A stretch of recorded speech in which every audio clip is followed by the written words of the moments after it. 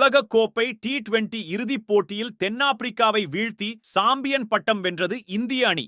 இறுதிப் போட்டி west இண்டீஸின் Barbados மைதானத்தில் நடைபெற்றது. இதில் டாஸ் வென்ற இந்திய அணி பேட்டிங்கை தேர்வு செய்தது. தொடக்க வீரர்களாக ரோஹித் சர்மா மற்றும் விராட் கோலி களம் இறங்கினர். ரோஹித் சர்மா 9 ரன்களில் ஆட்டமிழந்தார். சூரியகுமார் யாதவ் 3 ரன்னிலும் வெளியேற இந்திய அணி 34 ரன்களுக்கு 3 விக்கெட்டை இழந்திருந்தது. இதன் பின்னர் இணைந்த அக்சர் படேல் விராட் கோலி இணை அணியை சரிவிலிருந்து மீட்டது. 20 ஓவர்கள் முடிவில் 7 விக்கெட்டுகளை இழந்த இந்திய அணி 176 ரன்கள் எடுத்தது. உலகக்கோப்பை T20 இறுதிப் போட்டிகளில் எடுக்கப்பட்ட அதிகபட்ச ஸ்கோர் இதுவாகும். அந்த வகையில் T20 போட்டிகளில் புதிய சாதனையை ஏற்படுத்தியுள்ளது இந்திய அணி. இதையடுத்து 177 ரன்கள் எடுத்தால் வெற்றி என்ற இலக்கை நோக்கி தென்னாப்பிரிக்க அணி பேட்ஸ்மேன்கள் விளையாடினர். கடைசி ஓவரில் அபாரமாக பந்து வீசிய ஹர்திக் பாண்டியா 8 ரன்கள் மட்டுமே விட்டுக் கொடுத்து 2 விக்கெட்டுகளை வீழ்த்தினார். இந்திய அணி 7 ரன்கள் வித்தியாசத்தில் வெற்றி பெற்றது.